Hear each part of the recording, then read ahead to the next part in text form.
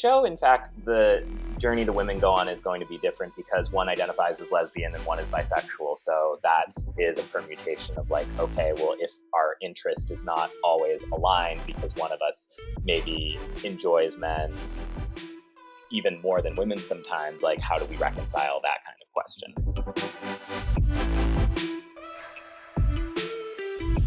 Welcome back to Open Late. I'm your host, Jessica Esfandiary, and today I have with me Frank Arthur Smith, who is the writer, the producer, director, and lead actor in the show Open to It, and also clearly set designer, set host. I give notes. The fiance is the one who designs the set, although I provided this, by paying rent. Yeah. So all forms of creative genius happening here in a show, which I want to read the tagline because I love it. Open to It is a queer comedy series about a loving gay couple who experiments with becoming a hot gay throuple. But threesome sex and open relationships come with more complications than limbs. Don't we know it? This is one of my good friends. When we talked about this once, she was like, I could never be in an open relationship. I was like, oh, why not? She's like, too many limbs, too many fluids. And I was like, I'm going to use that later. Yes, it's a great line. Welcome to the show. It is so great to be here. Thank you so much. Yeah, I'm so happy you reached out. The show is growing and it's cool because I get to talk to so many different people, but you are the first, entertainment creator, content creator, writer. I think so. Yeah. I mean, actually I mentioned the poly couple earlier and I had them on the show way back when, maybe a year ago, and they're amazing too, but what they do is different. This is a fully produced series. And I want to dive right in. Like, as somebody who has a background a little bit in film and TV, something I haven't done in, almost 10 years, but I have so much love for the art form. You shared this with me a little bit, but I would love for my listeners to hear the inspiration. You had shared with me some writing, from your past, and then you sort of went back and you were like, no, I'm actually going to do this thing that somebody told me wasn't. Yeah, absolutely. So I did write the first episode as a short film originally and submitted to like a couple competitions where one literally said to me, this is too gay and too gross. And I was like, oh, you felt comfortable. That competition later got in trouble for being insensitive in its critiques, go figure. But at the time I was kind of just like, all right, maybe this isn't the moment for it, whatever. And then moved into the direct opposite of, instead of writing raunchy gay comedies, writing for children's television. So while I was doing that, I was having trouble fitting gay characters into the show. We were getting pushback. And at that point, I was like, okay, well, you know what? My show is too gay, is too gross, and this is exactly what I'm going to do right now. So I went back to revisit the short and adapted it so that it was the first of 3 episodes, which we filmed, and then it's just grown since then. We're like, now we've filmed and edited 9 episodes, and we have plans to do 3 more at the end of the year. So yeah, we've been having a lot of fun, and no signs of stopping. Amazing. It's so cool to hear just about your internal process with the decision to say, no, this is actually my story. And just because one person or, this group of people aren't ready to hear it in this space or this network or this medium does not mean it should be told. Absolutely. Like, a few interesting things have happened over the years with it, where now, like, first of all, when I first set my mind to doing it with the support of my fiance, whom I love and definitely was one of my main cheerleaders, being like, no, you should do this. Like, I started telling it to, like, giving descriptions of it to enough friends that I was like, well, now I have to do it because they're going to be asking me about it. I'm going to look like an idiot if I don't do this. But one friend in particular, like, he saw the filmed version when I like first did a friends and family screening, and he had been someone who, when I pitched it to him, was like, I don't know, it doesn't sound that interesting. And he, to his credit, came up to me and was like, that was great. I'm really glad you did that. So, like, people are capable of, I don't know, when it's on screen, sometimes people just see it more than if you're like, I guess not everyone's into erotica, put it that way. When I'm like, a couple's having a threesome, they're like, whatever. But then they see it, they're like, oh, what? Yeah. You really do have to like lead the horse to water especially when it comes to, I feel like, creative projects, because we see them so clearly in our minds, but a lot of times the way that we would communicate it, or, whether you're writing it or sharing your vision, or even like putting together a whole storyboard, sometimes it's just not going to come to life for someone else, or it does in a way that's through their filter, through their lens. Yeah. And, so it's the like plight of the artist that you've got to just like go create it, and then people will get it. Oh yeah, They'll be like, oh, Henry Ford yeah. said if I asked people what they wanted, they would have said faster horses. So you do need to like tell people what they want sometimes, not ask. Wow, I've never heard that quote. I was about to say Gerald That's Ford, and I was like, incredible. no, that was the president. If he'd asked people what they want, they would have said a non-corrupt president. But different circumstance. Yeah, new politics altogether. um, okay, so I would love to start with, diving into who you are as a person and how much this has informed the series and the story. Obviously, we know not everything is probably based on real life, but based on real life, probably with some stretches, I would imagine. Um, Take us through that process, or take us through that inspiration. And then I would love to shift into, because I think it's new and exciting for my listeners, what is the process of like filming a Yeah, television of show? course, I would love to share that. So, this came from the fact that I had watched a number of like the gay web series and even like mainstream shows where polyamory was often portrayed as this like heavy apocalyptic thing of like, oh, this couple's on the outs, or like it's this big source of drama. And I was a little tired of seeing it the same take over and over again.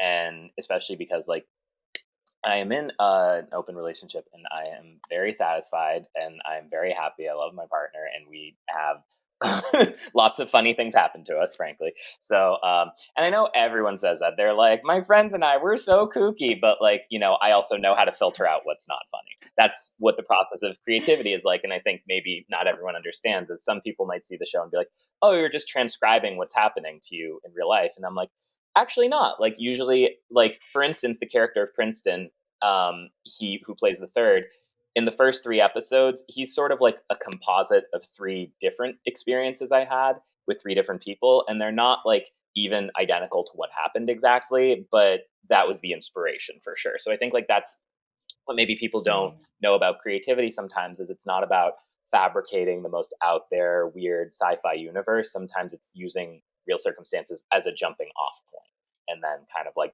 shaping the story and Absolutely. people to fit the narrative. Yeah. I mean, and if you did, a full like verbatim copy of your life, we would, you know, we would get through a week, and it would probably take, I don't know, two two seasons or something, or the opposite. People are like, oh yeah, is it going to be based on exactly what happened? And it's like, you would be so bored if Oh, it I can was. confirm that for you because Matt and I were on a reality show tidying up with Marie Kondo where there were some days where they filmed us and I was like, they don't have a show. This is so boring. They're literally filming us writing and not talking right now. Or like they're filming us playing a card game and we're not speaking. Like we're going to look like the worst couple Yeah. ever. Um, so, yes, you definitely need to separate the wheat from the chaff. Yeah. Okay, amazing. So you and your fiance have been in an open relationship for how long? I guess 7 years now, I want to say. Yeah. Because it started a little. We Amazing. first had our experience with someone outside the marital bed at a little over 1 year in. Okay. And was that something that popped up on its own? Did someone bring it up and was like, this would be really fun? Or was it an accidental threesome, I like related mine? to that story because that was sort of how it happened with us too. Like Matt had a friend in town who, to this day, he maintains he does not remember how he met this person. And at first, I thought that was just like a cutesy, like tee hee hee. I met him and like in a back alley, but no, he actually doesn't remember. Neither does the other person. So, but anyway, he was in town and we were hanging out with him, and like he was just putting out vibes and Matt and I were kind of like, "Do you want to? Do you want to?" And then it just kind of happened, and it was really fun for all parties concerned. And afterwards, Matt and I sort of recapped, and we're like, "That could be fun to do again. Don't need it all the time, but like if it arises, great." And that, yeah. And then from there, we that's largely been our rhythm of like maybe we'll find someone together that we like, and we'll like, you know, do what men do. But largely, we don't do things apart from one another personally. Plenty of people have that arrangement and it works, but for us, we are incredibly codependent, and don't like to take time away from each other when we can avoid it. So, like if someone's out of town, that's a different circumstance. But like, I'm not gonna leave him and be like, "Well, I have a date, so later." He'll be like, "But Netflix," and I'll be like, Right. "Okay, Netflix." Yeah, it's very similar to Pasha and I. We over the years have hardly taken any time apart, and we travel a ton and separately. So that has always provided like fun experiences, and we've enjoyed so much together. Lauren is really the only person where I'd be like, yeah, I'm like going out with my female partner who is like family That's to us. beautiful. So um, yeah, and I mean, there's so many ways to do non-monogamy. It's like not just monogamy or non-monogamy. There's flavors and colors, and I imagine that Textures. we're gonna, yeah, textures. And I haven't watched much of the show yet. I watched the trailer and like the first 10 minutes of the first episode, so I'm excited to dive in. And I guess before we dive into like the mechanics of filming Yeah. something like this. Um, what things can people expect from from the first season, from these like 9 episodes that are really true to either your life or your poly experience, or something that you know, yeah, you have seen in your community of openness? Um, Actually, yeah, I love how you said that. I think in my community, I've seen that polyamory works, and that's the main takeaway. That like with this main couple of Cam and Greg, like that I'm never dangling a breakup over the series. You know, it's not this sort of Damocles of like, oh, it's not going to work for them. Like it does work for them. They have missteps, mistakes, miscommunications, funny, weird things happen, but this couple is in it for the long haul, and that's a take that I hadn't seen represented, but I see in myself and plenty of people around me that like you are committed to the relationship, and this is but a fascinating fun layer of it. So you see that with them, and the lesbian neighbors next door become very central, and they embark on their own journey of what being open would look like for them. And Princeton the third remains a main character, and he finds his bliss. Will he find it with them? Stay tuned. I like to think that perhaps we're the first I'm sure I'll immediately get in the comments, no, you're not. But maybe like the first will they, won't they with a thruple of will Cam and Greg and Princeton go the distance or not? That's sort of, I think, the ultimate question of the show. Amazing. Well, I can't wait to watch. Something that pops up for me, and I just like have to say it, is when you have the lesbian couple right next door, and also you sharing your personal experience, right, as kind of like sliding into non-monogamy. I have just always like, and I noticed it myself first. I brought it up to my friend who is, a gay man. I'm like, is it just so much easier for the gays to do non-monogamy? It's like Yes. it's just not a big deal. Yes. It's like not a big deal. I imagine that the lesbian couple is going to have a really hard time. Like not a hard time, but there's going to be a lot more. And I don't mean to stereotype, because I don't want it to seem like, oh, men are like, not as invested and not as like whatever the stereotypical shit that Yeah. people would think. But I do find that in gay male culture, it's just much more normal to be open, and it's like sex is sex, and they can separate and compartmentalize love and emotion. And I'm just getting this need met, and communication seems easier. Whereas with different dynamics that include, you know, men, women, anything on the gender spectrum, it seems to be like, maybe because there is so much heteronormative culture of like sex means love. If you have sex with someone else, you can't love me as much as you love them. I see it a lot, and I hear it a lot from my listeners. And so I'd love your You're take. making me smile because I remember when I had my first boyfriend in college, like he had talked about being friends with someone he'd had a relationship with, and I was like, how can you be friends with someone you used to have sex with? I really didn't understand it at the time, and I'm like, oh, if you could see me now. um, but yeah, like in the show, in fact, the journey the women go on is going to be different because one identifies as lesbian and one is bisexual, so that is a permutation of like, okay, well, if our interest is not always aligned because one of us maybe enjoys men even more than women sometimes, like how do we reconcile that kind of question? Um, and if Mm, what they're seeking is sex or some kind of emotional validation, depending, just the possibility to know, like, I could do that.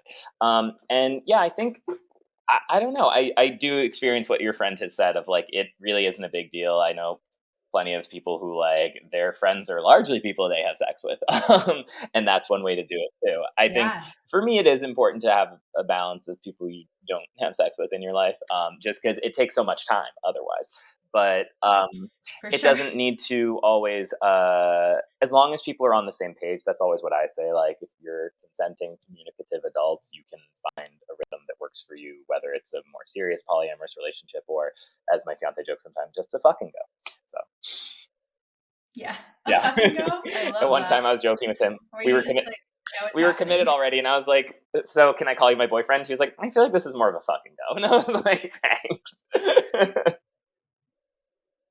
Oh my god, he sounds I love him. He's amazing. wonderful.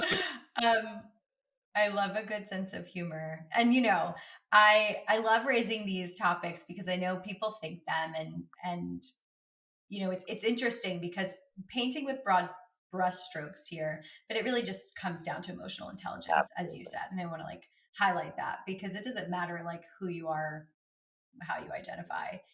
It's all about communication. And if you have the ability and the tools to communicate effectively and just really own your emotions 100%. and your needs, then it can be really easy to It's practice, when people don't. Yeah, it's polyamory. when people don't speak their truth and harbor resentments, or other partners are willfully deceptive. But like, as long as like we all have good intentions and are trying to figure it out together, then you know put it this way, I haven't said this in a while, but when I was first coming up with the idea for the series and people kept assuming like, oh, they're going to break up, like I got frustrated and was explaining this to a friend, and he said, well, yeah, like think of it this way, like on Friday Night Lights, when Mr. and Mrs. Coach get into an argument, you're not like, well, are they going to break up over this? It's like, how are they going to figure this out together? And I view the main couple on the show that way too. It's like when they have an argument or a disagreement, it's not like, well, they're going to break up over this. It's how do they resolve this together? And I think that's a danger of when you have a continuing series, admittedly, you're like, where does the drama comedy come from? And I think when you over rely on friction between the couple, it can sort of sour you on the couple. So my goal is always to like show that Cam and Greg are very loving and like have the chaos largely come from the people outside the central relationship, but still show their personality differences in a like quirky, amusing way. Yes, so, so beautiful. Showcasing real Yes, life yes. where it does Functional work. relationships Yeah. are out there That in this world, believe it or not. And yeah, I've said this before. I think some people see a polyamorous couple, be it on screen or in real life, and root for them to fail because they feel as though a successful polyamorous relationship somehow invalidates their own relationship structure. Like even we've been very lucky. We have like at the moment, like I think over 400,000 views on the show on YouTube, and we just got our first negative comment where the person was saying basically like, this doesn't work. Like I don't appreciate showing this in like a cute, lighthearted approach because this can't be a functional. And I'm like, I'm sorry you haven't experienced that, but you're wrong. So, yeah. um, yeah, That's why we're making it. literally to correct you and educate. Um, but that's just some people's filter, and I don't know. I guess I would advise everyone, generally speaking, of if your source of happiness is someone else's unhappiness, re-examine what makes you Mm, I love what you said. I love what you said. See, this is a personal development show, happy. masquerading in sex. Right? Like, it's so true though. And I think like not only are you expressing yourself and your creativity and your art and like bringing your own personal story to life and to the screen in this way, but you're doing like an amazing service to, I mean, I would go as far as to say humanity, because I think the more we can showcase just healthy relationships in general, but healthy relationships that fall outside of the traditional box, we are helping people heal, because people who do get confronted by things that make them uncomfortable will hopefully then examine their own relationship and their insecurities and whatever comes with it. So thank you, thank you, thank you. Yeah, I Of course, yeah. We grew up thinking there was one way to be, and there isn't. totally. I told you my inspiration for, I think I might have when we chatted, maybe not. I have an inspiration for a series as I don't well think you said what it that's like was. No. based on,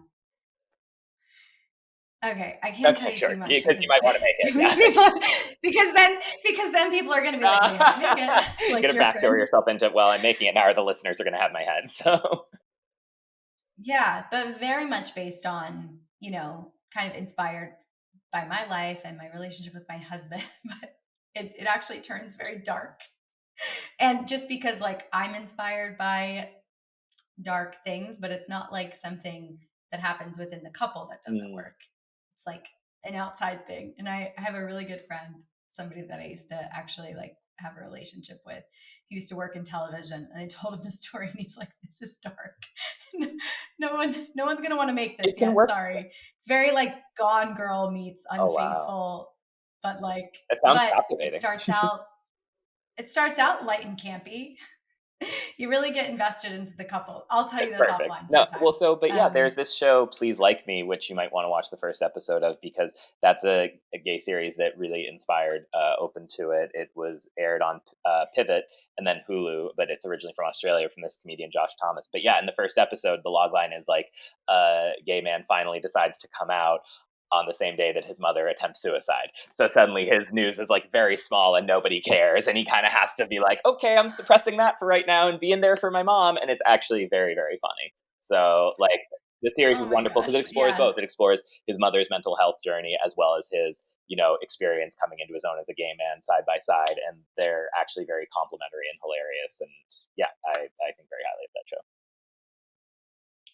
Dramedy is my favorite genre. Because life is a dark comedy. Yes. Yes. I'm going to check it out. Thanks for the recommendations. You know what we should do too in the show notes is obviously we're gonna link the show and all the places that everyone can find you.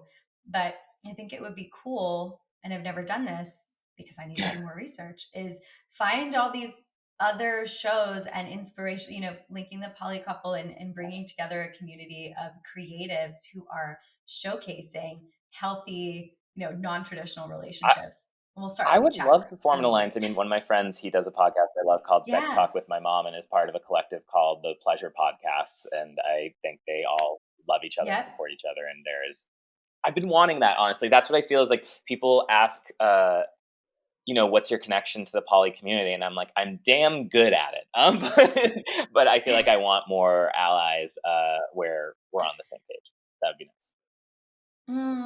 Okay. Also, I just joined, it's kind of like a poly social Yeah. club that's focused on just hangouts and no like I'm dating not or interested. sex because there's like, Yeah. yeah.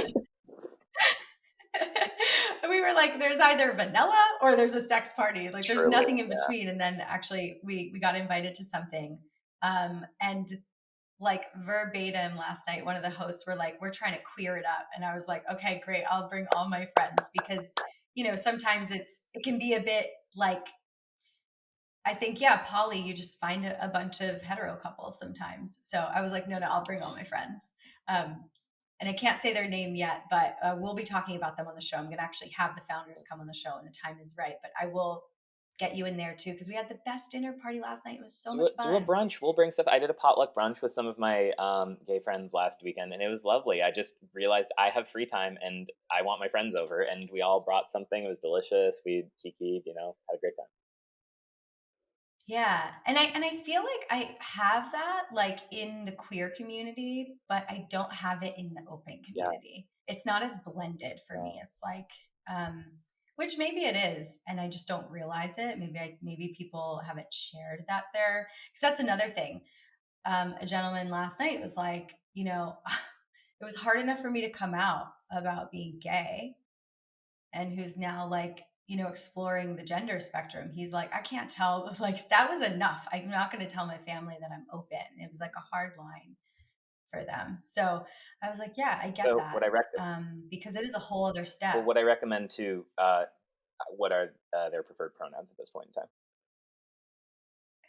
Yeah, actually, it's in question. I think it's he Okay, and so they. what I'll recommend Yeah. to him/them is to make a series all about it, and then you don't have to because everybody assumes it's real. So that's been the easiest. Is like it has not been a coming out experience for me because people see and they're like, okay, gotcha. So, and I'm just amused by people what they assume based on the series. Like everyone thinks they know my sex position now, for instance, and I'm like, all right, whatever, think what you want, I don't care. Yeah. You're making me realize that's kind of what I did with this podcast. Like, I came out to some really important people in my life and I did a little talk at Burning Man with like my Burning Man camp that have been a family for 8 years. Um, and then I just started going live on Instagram and talking about open relationships. So there was no like announcement. People were like, "Are you in an open relationship?" And I'm like, "I'm giving advice on it on Instagram." So I And to think your point about so. the poly community too, it's beautiful what you do because I'm sure you found people feel very secure confiding in you at that point, as has happened with me, where people will like, come up to me and be like, "Hey, like my wife and I were polyamorous," almost like they're being like, "We voted for Trump," but then suddenly you can be a source of like affirmation and support, and Yeah. I love that. That's exactly what I wanted when I did this. I was like, I hope that I can be a part of destigmatizing polyamory for people because, as they say in Crazy Ex-Girlfriend, sex isn't that big a deal. So Yeah. it's It's not. just not. And in fact, it's so not a Yeah. big deal that my fiance is actually very creatively involved in the show. It started with him doing like the art design, but it moved on from there where he is a writer director as well. So we've co-written and co-directed an episode together. He's directed an episode independently of me. So yes, he has directed me in sex scenes, and it is as unsexy as you have heard. It is a very mechanical dance filming sex scenes for sure. And he is fine on set. He has reported to me. He's like, it doesn't weird me out. But when I watch you on screen, it's like you having sex, but not you having sex. And I know it's not real because I was there, but there's something where like he sort of lightly turns away when it happens. Yeah. I've actually done a pretty fun sex scene before. It was in a short film that I did Nice. eons ago. And I remember being on set thinking, wow, this is so Yeah. mechanical. And the actor and I connected beforehand. And that was like, it got a little steamy actually, because we were just trying to like get into character a little bit. And we were both attracted to each other. But then there was like a 4 hour period where we were like in all these awkward positions and lighting and sweating and like not hot at all. The moment before was great, 4 hours of mechanics. But then on screen, it's so beautiful and so real that I like didn't want my parents to Yeah. see it. I was like, I, yeah, actually, so they can't both see my this. parents and Matt's parents have seen the show, which is why I take to saying open to it, fun for the whole family.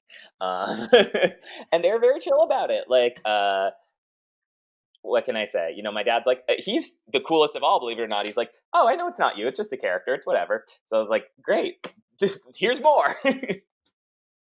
Yeah, yeah. Okay, so let's get into the mechanics of Yes, definitely. filmmaking, of making a television show, because it's something we've never talked about on Openly, and I think people would be really interested. So, um, you know, like maybe a high level overview of, okay, I want to do this project. Like, how long did it take you to write the first few episodes? And you said you revisited, the first one was kind of already written, but then did you go and fundraise for it? Did you just start shooting it? And are you also involved in the editing process? And then are you shopping it around? Like, because I imagine people have no Sure. idea. So yes, it takes a village to make a film. Even like our first few episodes are only 10 minutes. They expand to like 16 minutes after that. But it takes a lot of work. Just some general byline stuff is it takes roughly an hour to shoot a minute. Just because you need to set up the lights and everything, and you need to do multiple takes. You need to do like one actor's vantage point, the other actor's vantage point. Sometimes you'll have other shots, like as people know watching TV, you might have a close up of a particular object, or you'll have a shot, very intuitively called a two shot, where you have both actors visible in it. So it typical on a film set is 12-hour shoot days because there's a lot of setup and you have to like move cameras, move lights, and then, it takes time because you're moving around to different locations. Sometimes you're physically traveling to a new location. And so yeah, what's typical is to shoot like in a day between 4 and, maybe 10 minutes of actual screen time, because if it's very stunt heavy, for instance, you're going to have to linger on one scene for a really long time. Like on the last day of filming episodes 4 through 6, like we had a stunt where like my character is pushed out of bed and we had like a mat set up and stuff. And that was actually very funny because I love doing it. I had a really fun time. But the first time I fell out of bed, Tim, who plays my boyfriend, went, "Oh my God." And I was like, I was directing it, and I was like, "Tim, they're going to be terrified for me. You can't scream that loudly." I was like, "Mild concern is where I want that to be." And he was like, "Okay, got it." Yeah. And then the character pushes me, like, sort of did this like snide smile, and I was like, "And you can't be a sociopath about it." So, um, but it was just great, like seeing the actual terror in people's eyes and being like, "I guess I did a convincing fall. Look at that." And Yeah. related to the sex scene of it all, that takes time for the same reason that you need to like get into a position that looks visually correct for one. And we are very blessed to have an intimacy coordinator, Micah Martinez, who has worked as a director in gay porn. He actually has a film coming out very soon, which we jokingly say called the end game of kink.com and Avengers Endgame because it's so long. But anyway, he looks for a few things. One, he's great at checking with everyone, being like, "Hey, are you comfortable? Do you want to do this? Do you want to revise anything?" Because you always make a plan for what you're going to do physically walking into it, so there aren't like surprises. But even still, sometimes actors like change what they're comfortable with, or an actor might have an idea and be like, "Hey, can we do this?" And you need to check in with everybody. Just be like, "Hey, this is the idea. What do you think?" And Yeah, I'll just share really quickly if people are interested in the role of an intimacy coordinator and want to hear more. We did an episode with a friend of mine, Shelby Terrell, who lives in New York. her name, And the whole episode is, well, most of the episode is actually focused on her training to be an intimacy coordinator on set. And so, which I didn't even know was a it's thing, new. and I'm so happy is. So thank you for having one Yeah. on your show and sharing. He's Yeah. wonderful, and like so in addition to assuring everyone's comfort, he's also great at being like, "Nope, you don't look like you're inside him. Can you move to the left? Yep, yep, there we go." Because on our show we show rear nudity, so butts, but we do not show frontal Yeah. nudity. And so we need to use modesty garments when filming what's colloquial called cock socks, to block people's junk. Yeah. But also, then you can't have it on film because then it's obvious what's happening. So you always need to have people blocking each other with like a leg or like a potted plant. I'm not even joking. Like there was an episode of Elite where a guy's rimming another guy, and like you would have been able to see schlong, but the potted plant is in just the right place, so you can't see it. I was very amused by that. Oh, so good. So Yeah, it took perfect. 2 minutes. So yeah, it ends up being this very choreographed thing, but then when you put it on screen, it looks real. Like I was very flattered, and I shared this with Micah that like someone was like, "That was the most realistic rimming I've ever seen on like not porn," and I was like, "Oh yes, that's what we were going for. Amazing." So with time and effort, anything can look. Amazing. And as to the yeah, and then last thing, I guess you asked Cool. about the pre-production part of it too. So I would say the writing took, for me, it varies with the length you're writing, but maybe a few months, and then pre-production was another few months, and then editing was another few months. So like all in, like better part of a year. But things move faster, things move slower. Yeah. And then you screen You do, it. and that is the best part. It's sort of like how if you get like a paycheck at the end of the month, it feels like you're getting away with something because like it's removed from the labor. So it's kind of the same thing here, where like you spend all these months toiling, and then months later you'll screen it for friends or at a film festival, what have you, and it's like, I just got to have this party for free, like I didn't have to even work for it. So it's nice to kind of like Yeah. experience it on that level, removed from the stress, because obviously any kind of job is hard, and coordinating like 70 people as we have now is like challenging. But I'm really proud of what we're doing. We've gotten the chance to like showcase a lot of different types of people. We just had like in episode 8 we had the deaf love interest and had a deaf director and an ASL interpreting crew. So I'm just really pleased with like how we keep getting to showcase more and more people the more we do. That's so beautiful. Thank you for Of course. sharing. Yeah, because there's so many perspectives I feel like that we've yet to see and to feel from, our entertainment and our media. So this is like wildly important to bring so many people in and be inclusive in your project. I would love for you to share a little bit about your plans for screening so that people can maybe make some Sure. notes or, get excited about if you have any upcoming events, and like what you, because you've done screenings at a Yes. bar, right? So The first 3 episodes you can find at opentoitseries.com. The first 2 episodes are available to stream for free. The third episode costs $1.69, but a portion of the proceeds go to the Trans Latina Coalition. And I can't announce the details yet, but we have made a deal to distribute the show. So these episodes are only available for free until the end of August. Starting in September, they will be offline temporarily, sort of like a Disney Vault situation, until they're released officially. So yes, definitely watch now while you can. And we're also fundraising to film episodes 10 through 12, the second half of season 2. We have 9 episodes fully edited right now. And we're filming these 3 to finish the season. We would love if we could get support from people. If you like things like a deaf hearing love triangle, a drag queen story hour, or puppets performing analingus, these are the episodes for you. We do have a waiver from SAG-AFTRA to film, so we are not breaking any union rules or anything like that. We strongly stand in support of both strikes. I especially do as a writer and actor. So yes, if you are able to help us out by watching the show or supporting us in any way, that would be very, very welcome. Thank you for considering. I hope you all are open to it. I have a couple more questions because, this series has been formed really and inspired by your life, but has putting it on camera and getting creative inspired your relationship in any way or changed it in any wow, I way? don't think I've been asked that before. That's a great question.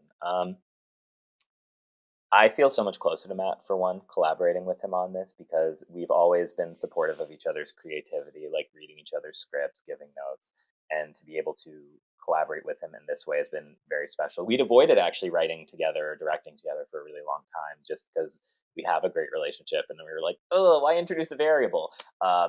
Sex with other people, sure, fine, but working together, too far.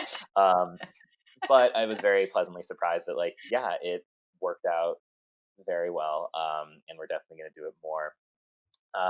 People have been more flirtatious with us, I would say, now that the series is out there in the world. I think there were some people who maybe like only hoped and dreamed what our relationship status might be, and now they're like, confirmed, I believe. So that's been fascinating to behold.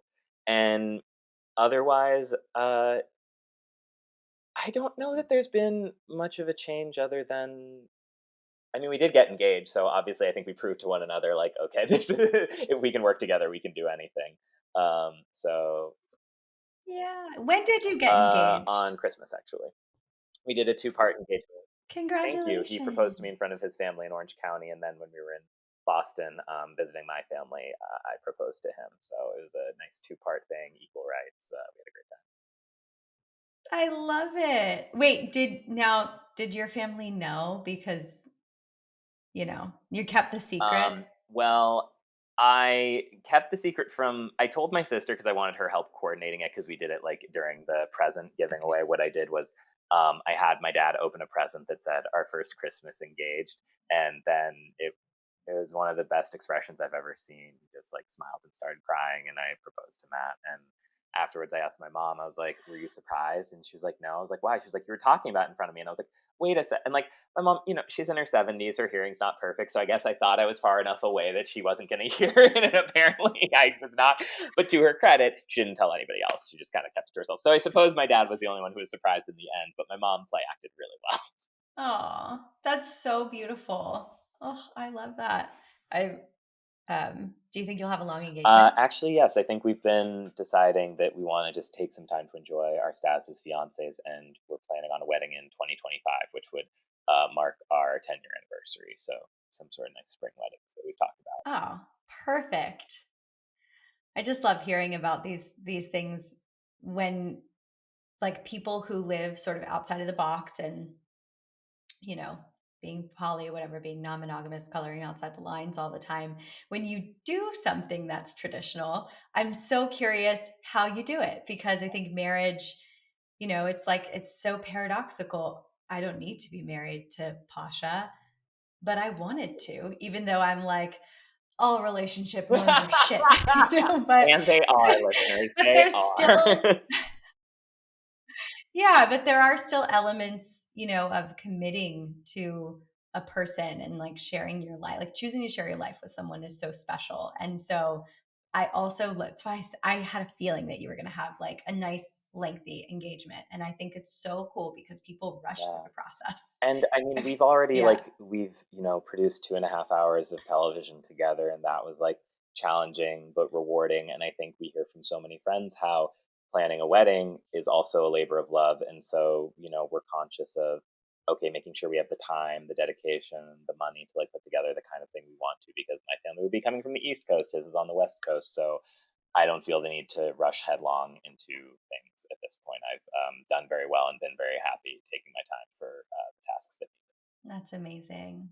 Thank you for sharing. Thanks for sharing your story with the world and for everything that you're up to. I guess I'll leave it to you if you want to share any last little, bit of inspiration for people or something that people don't know about this series that you haven't shared yet. We have Give the listeners a little fabulous juice. drag queens on it from RuPaul's Drag Race. We have Laganja, Stranja, Manila Luzon, Pandora Box, Honey Davenport, and more to come. So if you love Drag Race and definitely want to support drag during this time of anti-LGBTQ and anti-drag propaganda and bills arising in the world, please support the show for that reason, if nothing else.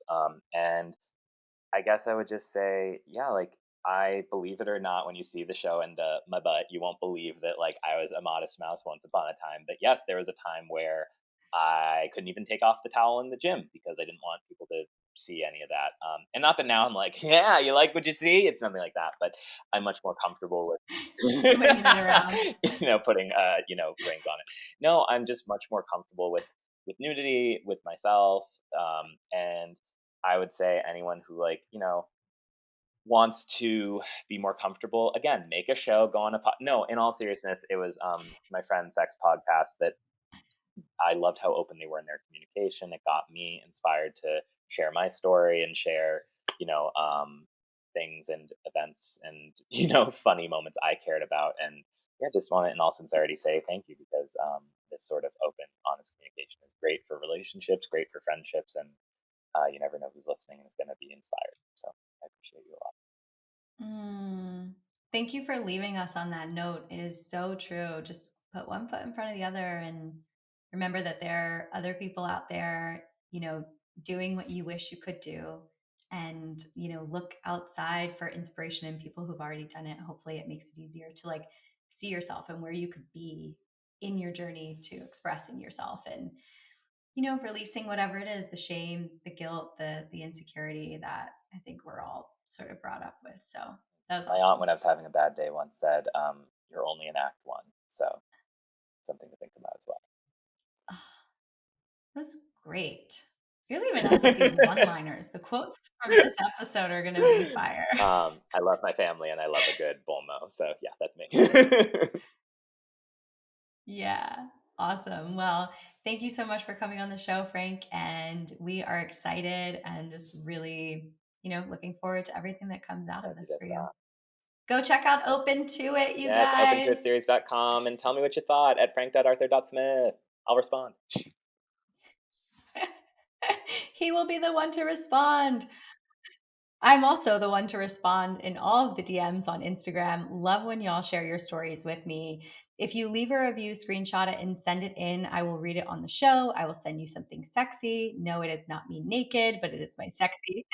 It is my sexy playlist. And as always, don't forget to make sure you are subscribed on all platforms. I will see you next week.